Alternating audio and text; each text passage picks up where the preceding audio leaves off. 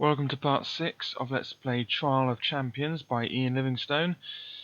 At the end of the last part I was on paragraph 375. Here we go. From the other side of the door you hear the agonised cry of a man in pain.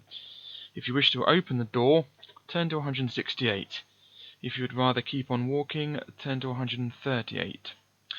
Okay, we are going to open the door and turn to 168.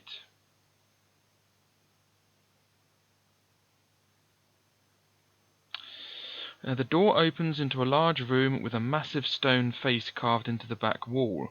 Stone steps rise up to its huge open mouth, and at the top of these steps you see one of the other contestants writhing in agony. A large purple tongue like a giant snake is wrapped around the elven prince, who is desperately stabbing at it with his dagger. If you wish to help the elven prince, turn to 77. If you'd rather leave him and continue along the tunnel, turn to 138.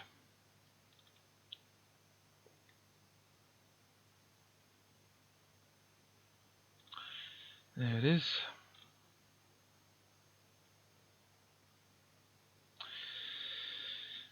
Okay. We are going to help the elven prince and turn to 177. And turn to 77 rather. Need my glasses. Alright, 77, here we go. You run up the stone steps and start to hack at the huge tongue with your sword. A large gash opens up and purple blood pumps from it, soaking you and making the steps treacherously slippery. As the tongue thrashes about, the elf screams more loudly in agony. Roll 2 dice. If the total is the same as or less than your skill score, turn to 245. If the total is greater than your skill score, turn to 132. Okay, my skill is 11, so let's roll the dice and see what happens. Okay, we get 8, which is less than my skill score. Yep, so we are going to turn to 245.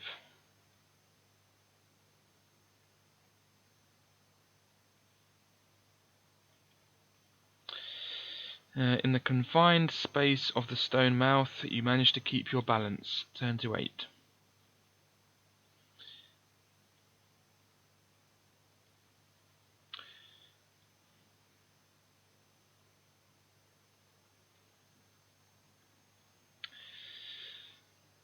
As you lunge again, the elf falls silent, the life squeezed out of his body. The tongue releases him and retracts down the cavernous throat. You drag the elf out of the mouth, although there is nothing you can do for him now. You are beginning to wonder what to do next, when suddenly the elf's eyes open. Why can't I read today? I'll say that again. You are suddenly... I still can't read. You are beginning to wonder what to do next, when suddenly the elf's eyes open. With his dying breath he whispers, "Thank you for trying to save me. You didn't have to do it, because we both know that only one person can walk out of here alive. It won't be me now. Take what I have and walk into the mouth. If you can overcome that dreadful thing that surprised me, I think it's the right way to go." His eyes close again, and he exhales for the last time. In a bag tied to his waist you find a small jar of grey paste, which has a very sharp aroma. Knowing the ways of elves, you are certain that the paste will have healing properties, so you decide to dab the contents of the jar onto your wounds. The paste has the desired effect. Add 6 stamina points. Okay, that's pretty good.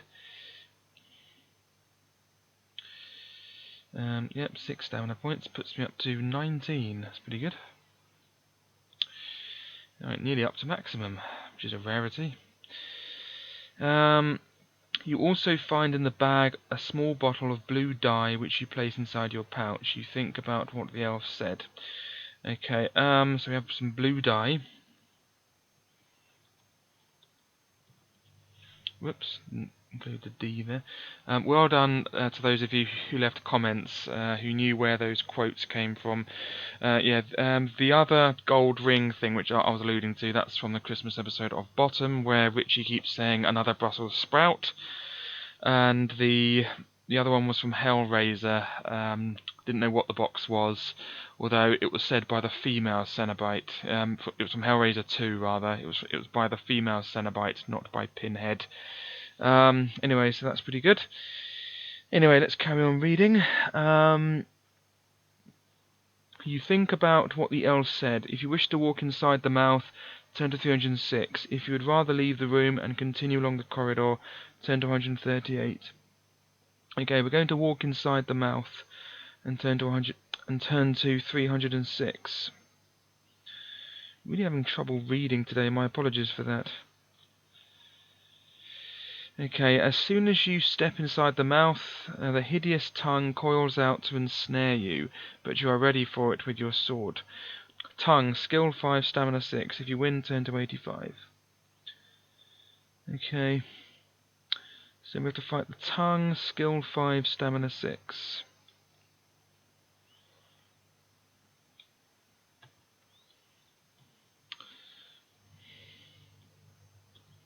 Whoops, didn't want that.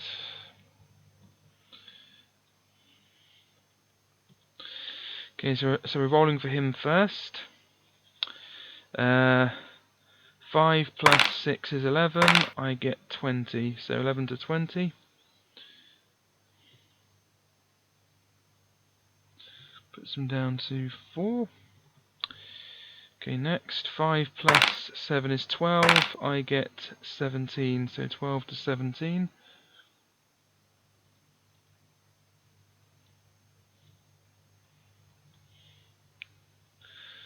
Uh, 5 plus 6 is 11. I get 16, so 11 to 16. And that's the end of Mr. Tongue, so goodbye. I nearly said Mr. T there. Maybe it's short for tongue, I don't know. But I know it isn't. It's like, his real name's Lawrence Terrau or Terraud or something, I don't know. It's like, it's spelled T-E-R-A-U-D. I don't know if it's Terrau or Terraud, I don't know. But yeah, that's his name. Anyway, his real name anyway.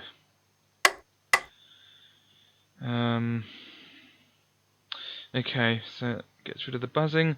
Anyway, so we won and we're turning to 85. Which is 5 times 17.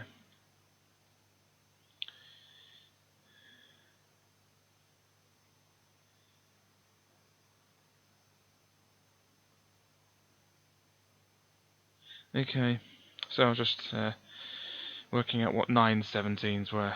No, I was working out what 9 17s were, which would be 153. Anyway, you climb over the bleeding tongue and see that steps descend a long way down. You can just make out the faint voice of a girl singing. If you wish to go down the steps to investigate, turn to 364. If you'd rather walk back out to the tunnel, turn to 138. Okay, we are going to go down the steps to investigate and turn to 364. At the bottom of the steps there is a large cave which is partly submerged in gently bubbling water. Steam rises into the cold air and you see a tunnel exit in the far wall. Sitting on a rock in the middle of the underground lake is a beautiful woman singing a magical song. She is a siren, one of a human-like species. I hate it when they say race when they mean species. It's a different species. Anyway, she is a siren, one of a human-like species of evil seductresses. Her song is to lure you to her so that she can slay you with her long knife as a sacrifice to her gods. Roll 1 die. If you roll 1 or 2, turn to 103. If you roll 3 to 6, turn to 203. Turn to 203, rather. And there she is. Hubba hubba, blimey. Wow. But she is a heretic. Okay, so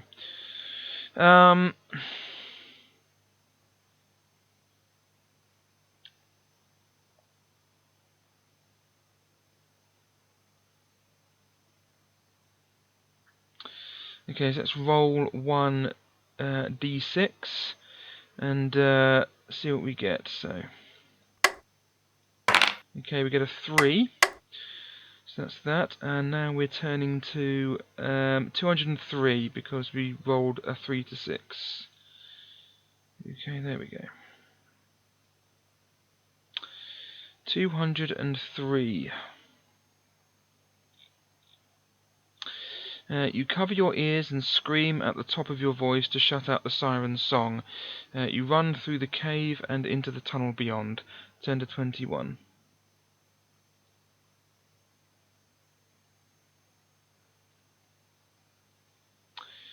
Okay, so we're turning to 21.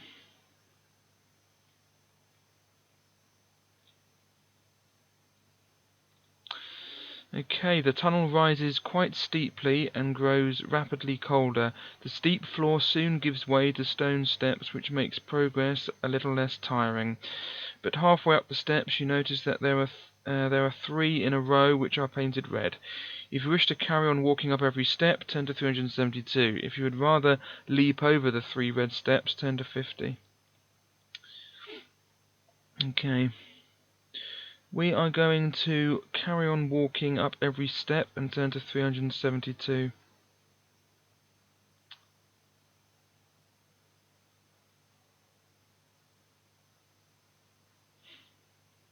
Hubba hubba.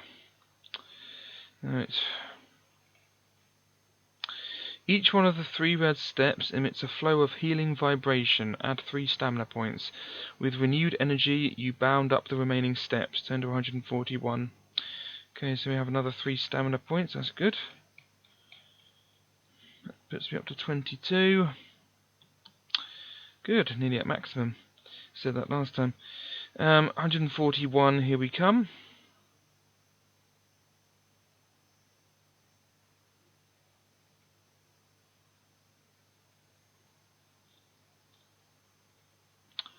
Okay, where's 141? Oh, there it is. You walk through a stone arch into a level tunnel. After walking some 30 yards, you come across a row of clay urns, each the same size and pattern, lined against the right-hand wall. If you wish to look inside the urns, turn to 208. If you would rather walk on, turn to 69. We're going to look inside the urns and turn to 208.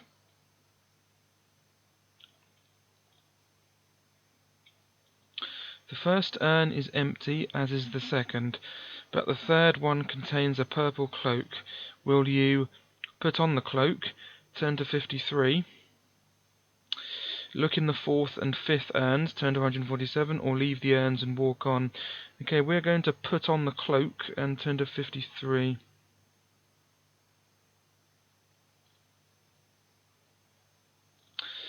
Now, the cloak is made of a special material which has fire-resistant properties. Add 1 luck point.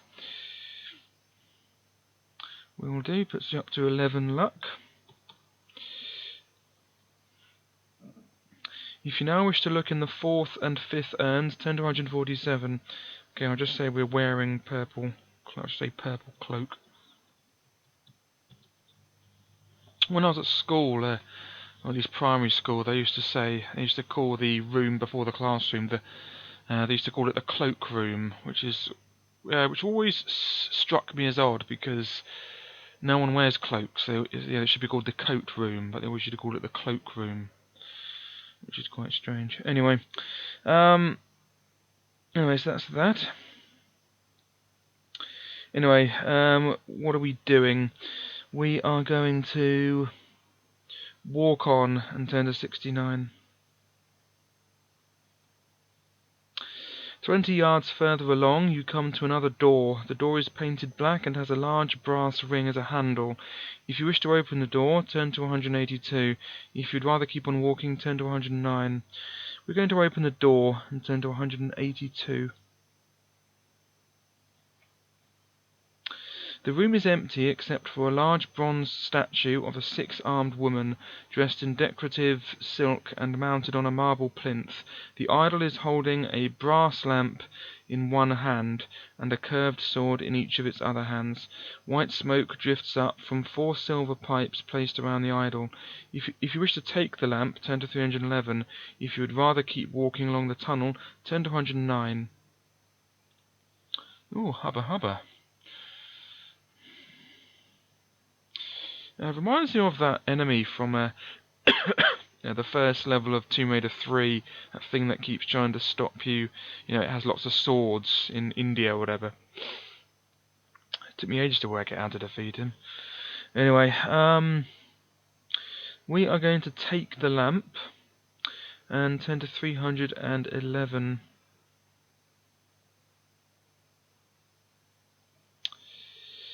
As soon as you touch the lamp, the idol jerks into life. It steps down from its marble plinth and walks towards you, cutting its swords through the air. Idol, skill 9, stamina 6. If you are armed with a magic sword, it will be possible to slay the idol.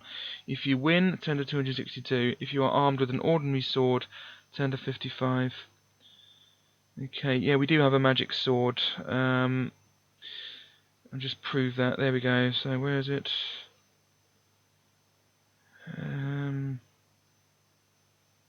Magic broadsword, there we go. Yeah, so we have a magic broadsword, so that's that. So we are able to slay the idol. Anyway, so idol, skill 9, stamina 6.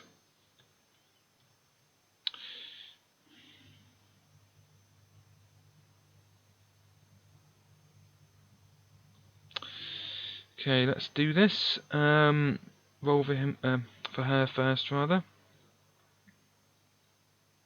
Yep, thank you. Okay, so 9 plus 5 is 14. I get 22. So 14 to 22. Puts her down to 4. Okay, 9 plus 5 is 14. I get 18. So 14 to 18. Puts her down to 2. 9 plus 11 is 20. I get 15. So 20 to 15. That means she hurts me and I take off 2 points of stamina. Let's go back. Okay, 9 plus 6 is 15. I get 16. So 15 to 16. That means she's dead, and goodbye, Miss or Mrs. Idol. If you are Mrs., I feel sorry for your husband, but you were trying to kill me. Although it is my fault because I did try to nick your lamp. Oh well. Oh well, you're not being reasonable. Anyway, so that's the end of Mrs. Idol, or Miss Idol. I think she was Bone Idol. Anyway, if you win, turn to 262. So we did. So let's go there. 262. So here we are. Once again, you pick up the lamp, hoping for something wondrous to happen. You rub it vigorously. Nothing happens, but you hear something rattle inside. You take off the lid and find a gold ring inside. You drop it in your pouch, leave the room, and walk on along the tunnel. Turn to 109. Okay, that's another gold ring. Another gold ring.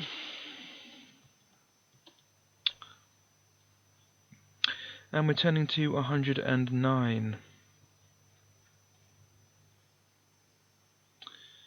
Okay, the tunnel eventually ends at a T-junction. Looking right, you can see a bright glow in the distance, and looking left, you see that the tunnel ends at a door. If you wish to walk towards the bright glow, turn to 143. If you would rather open the door to your left, turn to 386. Okay, we're going to walk towards the bright glow and turn to 143.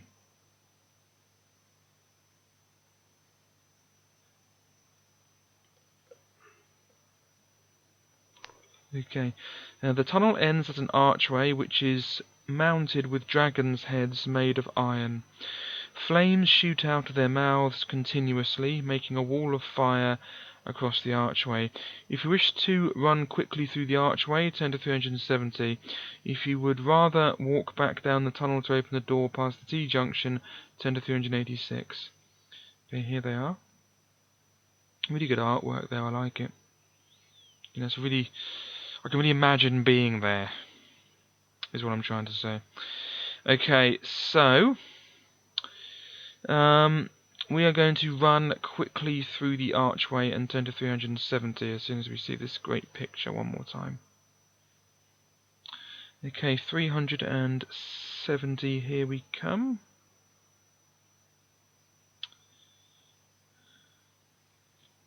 Here we are. Keeping your head down, you run through the archway as fast as you can. If you are wearing a purple cloak, turn to 16. If you are not wearing a cloak, turn to 101. Okay, we are wearing a purple cloak, because that's the one we got a few paragraphs ago, so we're turning to 16.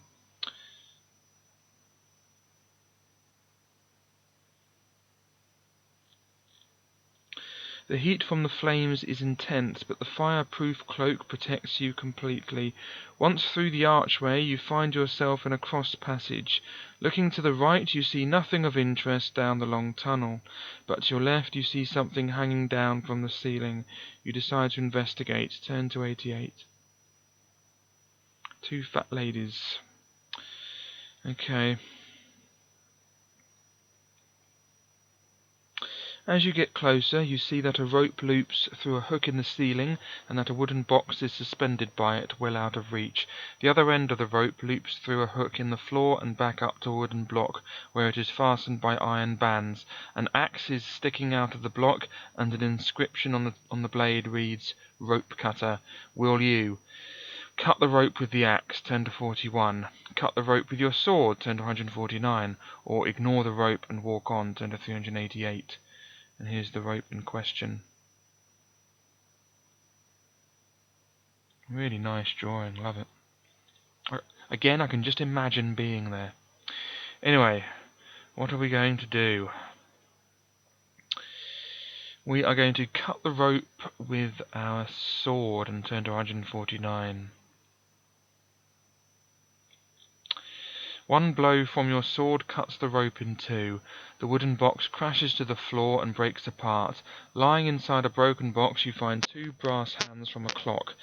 Hoping that they might be of use to you, you place them inside your leather pouch and walk on.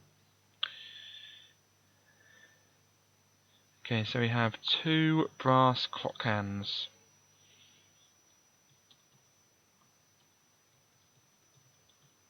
Make a new line, I think. There we go. And we're turning to 388 now.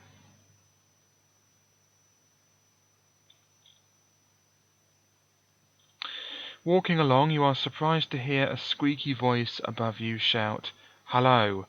You look up and see a small face staring down at you from a grill in the ceiling. "I'm hungry," the little man says. "Give me some food and I'll tell you a thing or two about somebody you're bound to meet." He drops a cotton bag down on a piece of string in hopeful anticipation. If you wish to give the little man some nuts and berries, turn to 309. If you'd rather walk on without giving away your precious food, turn to 58. Okay, we're going to give him some nuts and berries, and so we're going to turn to 309, because I do have some nuts and berries.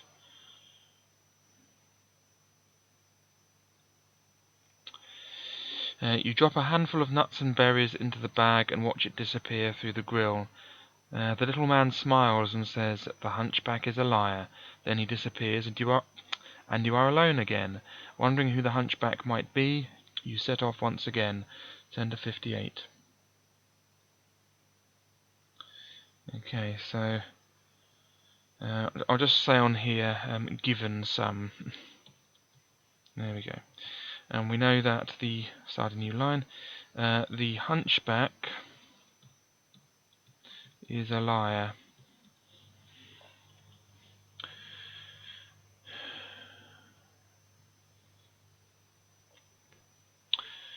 Anyway, now we're turning to 58.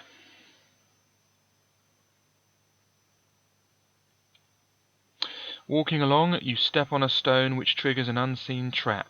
Iron bars drop down from holes in the ceiling in front of you and behind you. You strain to lift them, but are unable to move them, and they are too thick to bend. If you are carrying a file in your pouch, turn to 106. If you do not possess a file, turn to 396. Okay, do we have a file? And we do. We have an iron file. There it is. Okay, so we are carrying a file, and we are turning to 106. Here we go. You take out your file and begin the long and laborious task of filing through 2 of the iron bars. It takes an hour to escape from the cage, but at last you are free. Walking quickly along the tunnel, you are surprised to see a painting. You are surprised to see a painting of Baron Succumvit hanging on the wall. If you wish to take down the painting and inspect it more closely, turn to 314. If you would rather walk on, turn to 228. Okay, we are going to inspect the painting more closely and turn to 314.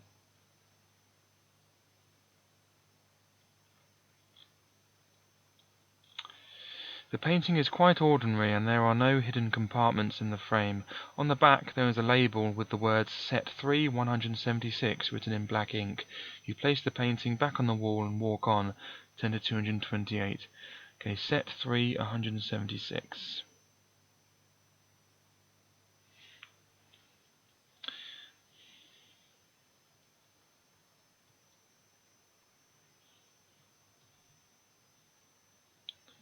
Whoops.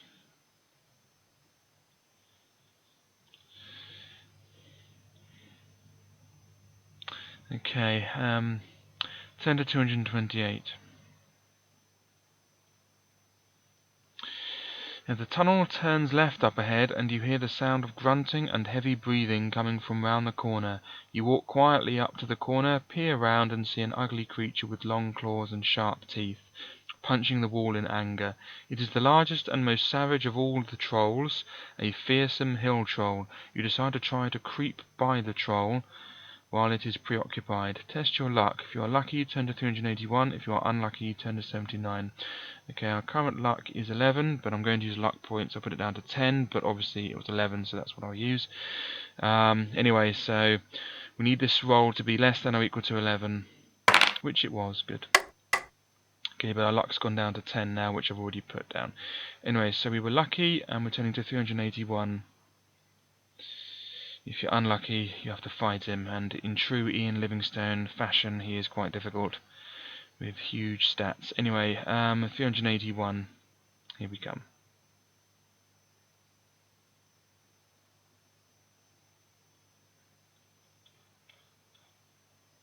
The troll is so engrossed with punching the wall that you are able to slip past it unnoticed. Keeping close to the wall, you walk quietly on up the tunnel. Turn to 211. After another 30 yards, the tunnel comes to a dead end. There is no sign of a secret passage, so you turn around and are surprised to see another of the contestants stalking you. It is the Eastern warlord, his torn battle dress stained red with blood. Intent on murder, with his sword raised high, he steps swiftly and surely towards you. Eastern warlord, skill 10, stamina 9. If you win, turn to 354. There he is. Blimey. Intent on murder. What a lovely fellow. Okay, Eastern warlord. Here we go. 10-9.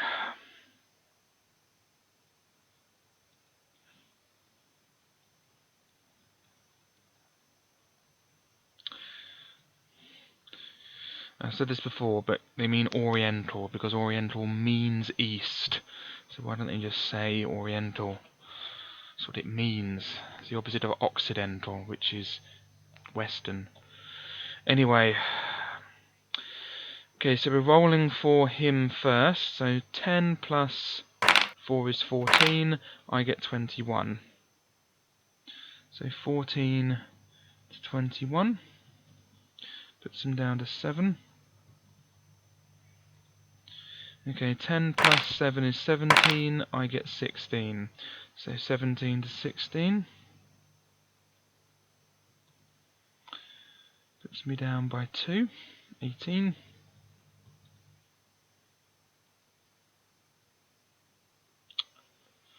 Okay, 10 plus 10 is 20, I get 21. So 20 to 21. Puts them down to 5.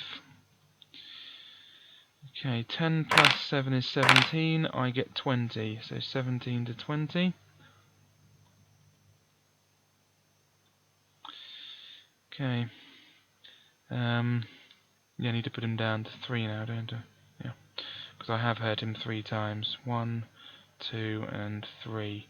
So 1, 2, 3, yeah. Sorry, I forgot that. 10 plus 8 is 18, I get 14. So 18 to 14. Puts me down to 16.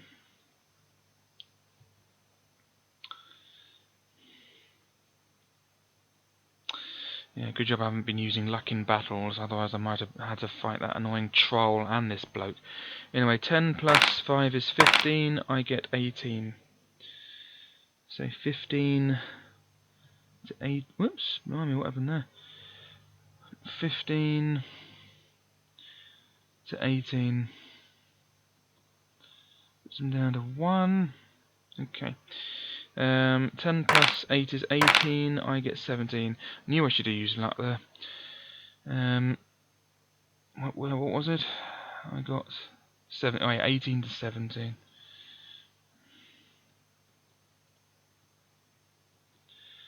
Puts me down to 14 stamina.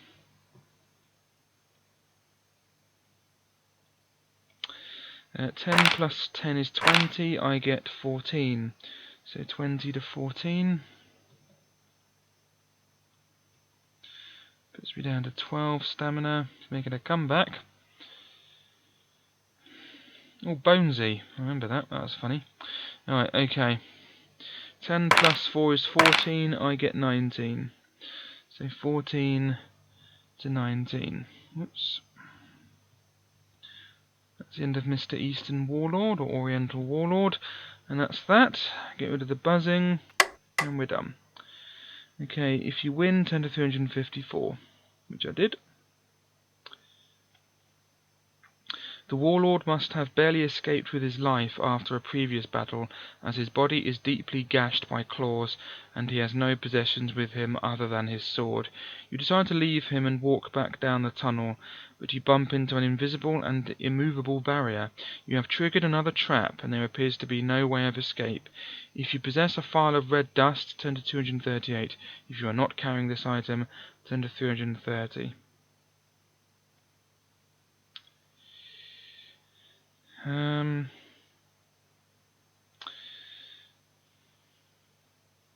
Okay, we do possess a file of red dust. Let me just prove that.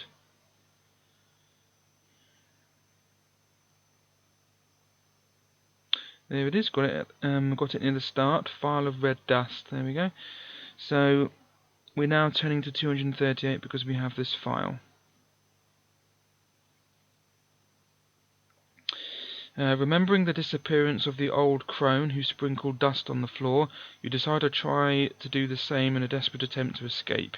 You uncork the file and empty the contents onto the floor. Smoke rises up and you feel suddenly as though you are spinning in a black void. Seconds later you find yourself standing in a small empty room. There is an iron door which is locked and has no handle. If you possess an iron key, turn to 125. If you do not have a key, turn to 266. Okay, do we have an iron key? I'll just say I've used this because I have. And I do have an iron key, there it is, iron key, so I'm about to use that as well.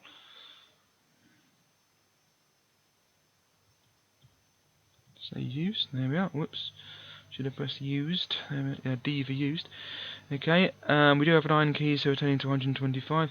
This is classic Ian Livingstone, and collecting loads of items, and then we have to use them near the end. Otherwise we're doomed. Anyway, the iron key fits tightly inside the lock and turns with a loud click. You breathe a sigh of relief and walk through the open door. Before you is a lavishly furnished room where a bearded man clad in long red robes is sitting on an ornate golden throne, reading a book. A small winged creature, red in colour and boasting a long tail, is sitting on his shoulder, looking very menacing. On the wooden bench to the right of the man, various glass receptacles linked by tubes have different coloured liquids bubbling inside them. At the end of the zigzag tubing, a glowing crystal bowl collects the slow drip of liquid from the end of the open tube. The man looks up and says in an even tone, "Enter. I must admit that I am very surprised to see you. The deadly traps are obviously not deadly enough for the likes of you. Allow me to introduce myself. My name is Lexus. I am a grand wizard by training, and I have been hired by Baron Succumvit as a trial master for this year's Trial of Champions. You are now in the final stage of your ordeal, and only I stand between your success or failure. You will have discovered that there are a number of gold rings hidden in the dungeon, and the number you have collected is vital to your success. Do you have an odd number of rings or an even number? If you have an odd number, turn to 11. If you have an even number, turn to 367. Okay, there he is. There's his creature. Very nice picture. Okay, let's count our gold rings. Okay, so we've got 1, 2, 3, 4, 5, 6, 7, 8, and 9. That's an odd number, so therefore we are going to turn to 11. Here we go. The old wizard looks at you quizzically and says, "Now tell me exactly how many gold rings you have. If you have 1 or 3 rings, turn to 278. If you have 5 or 7, turn to 92. If you have 9 or 11, turn to 345. Okay, so we have 9, so that's 9 or 11, so we're turning to 345.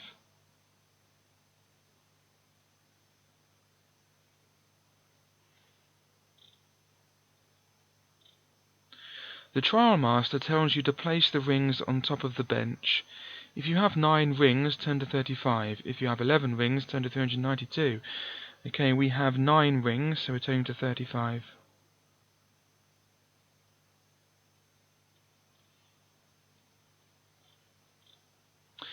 You do as instructed and watch the trial master as he counts the rings. So far so good, he says. Now if you will follow me, we'll proceed to the next stage. He gathers up the rings and leads you to the throne upon which he was sitting. He gives you back the rings and tells you to sit down. There is a panel divided into 9 squares, 3 by 3, in the arm of the chair, with each square numbered between 1 and 9. Now I want you to place 3 rings on 3 of the numbered squares in order. If you know upon which squares to place the rings, turn to that reference. If you do not know, turn to 286. Okay. Now this is the paragraph where in which we need this information that we found over the book. So set 2, 358, set 1, 249, and set 3, 276. However, we will do that next time. We're very near the end of the book now. So I'll just change the thing here, or update the thing here to say we're on paragraph 35. And in the next video we should be able to complete the book. I know I've died once, but you know how it is with these books, especially Ian Livingstone. Anyway, we'll complete the book in the next video. There's not much more to go now. Anyway, so thank you very much for watching. I hope you can join me next time for the final part. And goodbye.